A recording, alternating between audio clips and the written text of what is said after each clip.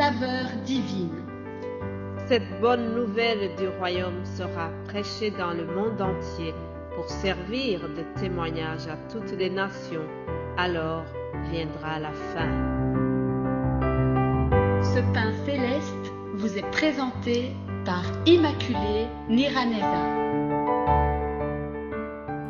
Je vous salue, très chers amis, à l'écoute de l'émission Saveur divine. Que la paix de notre Seigneur soit avec vous.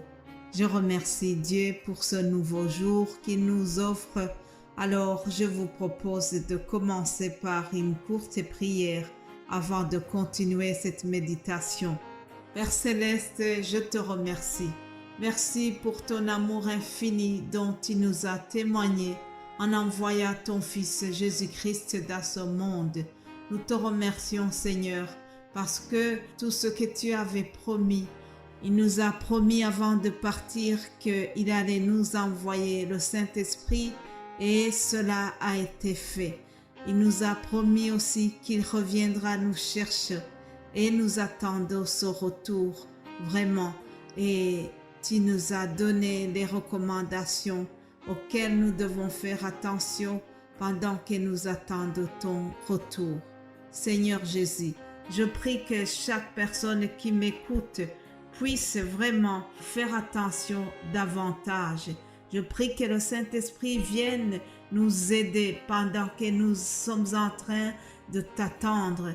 Je prie que le Saint-Esprit vienne toucher chaque personne qui va écouter cette méditation. Je te bénis, Seigneur, parce que c'est toi qui es au contrôle de tout. Je te rends grâce, Seigneur, parce que tu as promis que cette bonne nouvelle sera prêchée dans le monde entier. Alléluia. Et tu nous utilises aussi pour contribuer à cela. Sois béni, que toute la gloire te revienne. Au nom de Jésus-Christ, j'ai prié. Amen. Amen. Mes bien-aimés de Dieu, je vous rappelle que le thème de la semaine, c'est les recommandations que Jésus-Christ nous a laissées.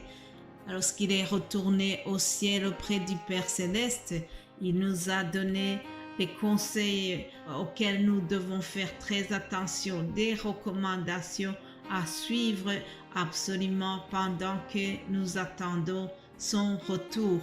Hier, mon frère Vito vous a partagé à propos d'une recommandation qui dit « Veillez et priez ». Alléluia. Je rends grâce à Dieu qui a élargi cette œuvre. Je rends grâce à Dieu parce qu'il est au contrôle et qu'il est en train de nous agrandir. Vous savez, Jésus a promis que cette bonne nouvelle sera prêchée dans le monde entier, non pas seulement à Charleroi, non pas seulement à Marcinelle, non pas seulement à la Louvière, non pas seulement à Kigali ou à Bujumbura, mais aussi à Ottawa, à Toronto et jusqu'aux extrémités de la terre, comme l'a promis Jésus-Christ. Allons-y alors, chers amis, c'est notre mission première. La mission vraiment principale pour chaque chrétien, c'est d'annoncer Jésus-Christ, c'est d'annoncer l'évangile au plus grand public qui soit. Alléluia.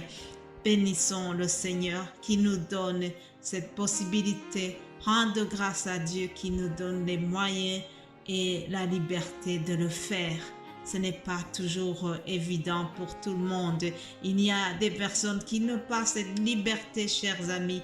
Alors, profitons de cette aisance que Dieu nous donne encore. Continuons aujourd'hui en voyant une autre recommandation. Jésus nous recommande de ne pas nous inquiéter. Alléluia. Ne vous inquiétez pas de ce que vous mangerez. Aujourd'hui, notez que le titre c'est « Ne vous inquiétez pas ». Lisons l'Évangile selon Matthieu, chapitre 6, à partir du verset 25. C'est pourquoi je vous dis, ne vous inquiétez pas de ce que vous mangerez et boirez pour vivre, ni de ce dont vous habillerez votre corps. La vie n'est-elle pas plus que la nourriture et le corps plus que le vêtement ? Regardez les oiseaux du ciel. Ils ne sèment pas et ne moissonnent pas. Ils n'amassent rien dans les greniers et votre Père céleste les nourrit. Ne valez-vous pas beaucoup plus que eux? Qui de vous, par ses inquiétudes, peut ajouter un instant à la durée de sa vie? Et pourquoi vous inquiétez au sujet du vêtement? Étudiez comment poussent les plus belles fleurs des champs. Elles ne travaillent pas et ne tissent pas. Cependant, je vous dis que Salomon lui-même, dans toute sa gloire, n'a pas eu d'aussi belle tenue que l'une d'elles. Si Dieu habille ainsi l'herbe des champs, qui existe aujourd'hui et qui demain sera jetée au feu, ne le fera-t-il pas bien plus volontiers pour vous? Gens de peu de foi, ne vous inquiétez donc pas et ne dites pas « Que mangerons-nous? Que boirons-nous? Avec quoi nous habillerons-nous » En effet, tout cela, ce sont les membres des autres peuples qui le cherchent. Jusqu'ici la lecture, chers amis. Jésus nous demande de ne pas nous inquiéter. Jésus nous demande de lui faire confiance. Jésus nous demande de chercher d'abord le royaume de Dieu et sa justice et toutes ces choses dont nous cherchons, le vêtement, la boisson, la nourriture, tout cela nous sera donné en surplus. Si nous mettons d'abord la priorité comme royaume de Dieu et la justice de Dieu, alors Jésus vient nous donner le reste. C'est ça qu'il a promis au verset 33 de ce même chapitre. Il nous recommande de chercher d'abord le royaume de Dieu. Et le reste nous sera donné. C'est une garantie. C'est une garantie qu'il nous donne. Une fois que nous nous préoccupons de ses affaires, alors lui aussi, il viendra pourvoir à nos besoins absolument. Et au verset 27, c'est comme si Jésus nous disait, ça ne sert à rien de vous inquiéter, puisque si vous vous inquiétez, ça ne va rien changer à la durée de votre vie. En effet, chers amis, l'être humain est limité. Je rends grâce à Dieu pour la médecine parce que vraiment les médecins font des choses extraordinaires. Vraiment, Dieu a donné une intelligence. Mais la Bible nous dit que dès notre naissance, les jours de vie sont inscrits. Alors, dès notre naissance, le psaume 139 nous dit que dès notre naissance, Dieu a inscrit nos jours dans le livre de vie. Les inquiétudes, ça ne va pas nous rajouter un jour au nombre de jours que Dieu a prévu dès notre naissance. Dans ce passage, j'ai vu que Jésus fait deux catégories de personnes. Au verset 31, il insiste en nous disant « Ne vous inquiétez pas, ne dites pas que mangerons-nous, que boirons-nous ». Et puis au verset 32, il nous dit que ce sont des autres gens qui doivent dire cela, qui doivent s'inquiéter de tout cela. Il dit en effet, tout cela, ce sont les membres des autres peuples qui le cherchent. Or, votre Père céleste, que vous en avez besoin. Vous voyez, Jésus fait une catégorisation des personnes.